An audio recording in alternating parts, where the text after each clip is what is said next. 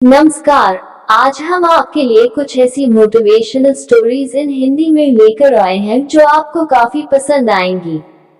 बहुत समय पहले की बात है। माधोपुर नामक गांव में एक राजा हुआ करते थे। उन्होंने एक विद्वान के बारे में काफी चर्चाएं सुनी थी, इसलिए वह उससे मिलना चाहते थे।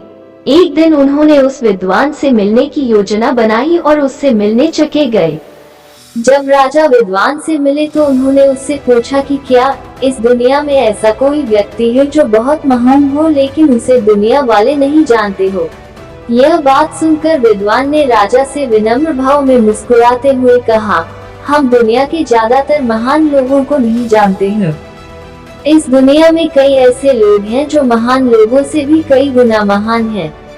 राजा ने थोड़ा चिंतित होकर उस विद्वान से पूछा, ऐसा कैसे संभव है? विद्वान ने कहा, मैं आपको ऐसे कई व्यक्तियों से मिलवा सकता हूँ जिन्हें देखकर आपको मेरी बात पर विश्वास हो जाएगा।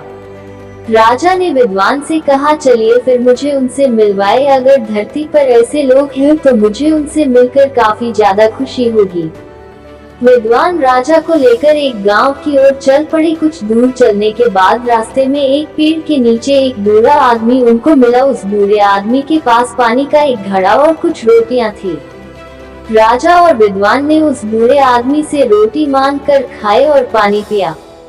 उसके बाद जब राजा उस बूढ़े आदमी को रोटी के दाम देने लगा तो वह बूढ़ा आदमी बोला, महोदय मैं कोई दुकानदार नहीं हूँ, मैं बस वही कर रहा हूँ जो मैं इस उम्र में करने योग्य हूँ।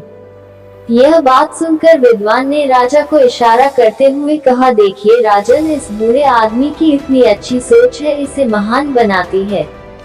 यह देखकर राजा को काफी प्रसन्नता हुई और उन्होंने बूढ़े आदमी को कुछ सोने के सिक्के उपहार स्वरूप प्रदान किए। इसके बाद वह वहां से चल पड़े और गांव के अंदर प्रवेश किया। वहां चलकर उन्हें एक विद्यालय दिखाई दिया। विद्यालय में वह एक शिक्षक से मिले।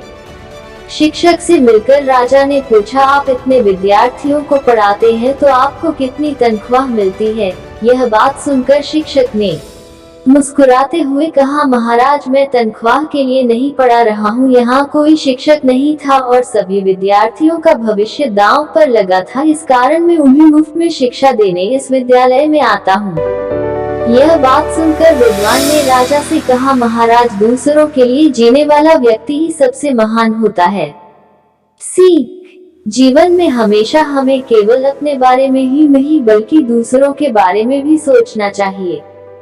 हमें कभी भी यह पता नहीं होता है कि सामने वाला व्यक्ति किस मुसीबत में हो सकता है, इसलिए सोचिए समझिए और उस व्यक्ति से बात कीजिए। यदि आपको लगता है कि मैं उस व्यक्ति की मदद कर सकता हूं तो अवश्य ही आगे आइए और मदद कीजिए।